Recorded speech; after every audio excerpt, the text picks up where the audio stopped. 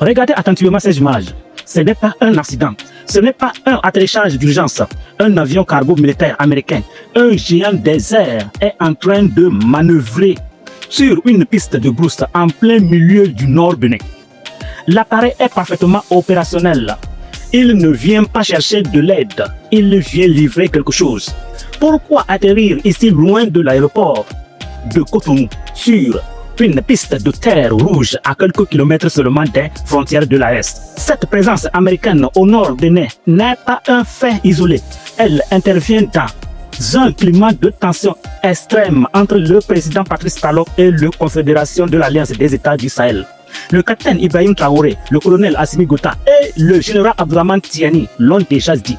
Le territoire béninoise est sous haute surveillance. Les services de renseignement de l'Est suspectent depuis longtemps l'existence de bases arrières destinées à déstabiliser le Burkina Faso et le Niger. Voir un cargo d'Amérique déchargé du matériel en zone de brousse, aujourd'hui c'est mettre le feu aux poudres. D'un point de vue militaire, un cargo capable de se poser sur une piste non préparée est un outil de ravitaillement tactique. Officiellement, les États-Unis et le Bénin parlent de coopération sécuritaire et de lutte contre le terrorisme dans les parcs nationaux de W et de la Pandjari. Mais la question que tout le monde se pose au Sahel est simple.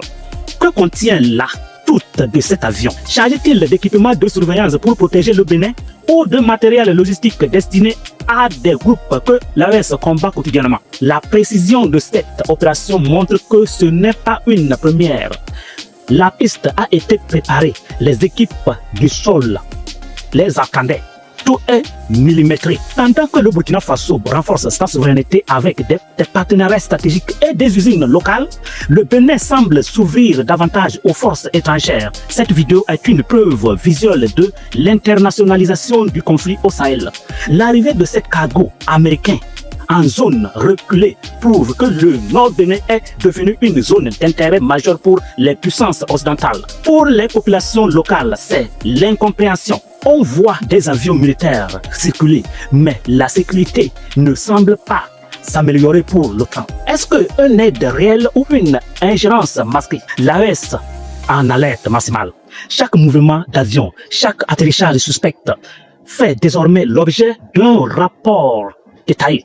Cet avion montre que la surveillance citoyenne est notre meilleure armée. Et vous, quelle est votre analyse sur ce cargo américain en plein brousse? Est-ce le signe d'une menace imminente pour le Burkina et le Niger?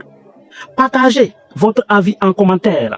La communauté veut savoir. Nous sommes déjà à 244 abonnés sur Actu Sahel 24. Donnez la force en vous abonnant pour atteindre les 300 ce soir. L'actualité du Sahel ne dort jamais. Restez connectés.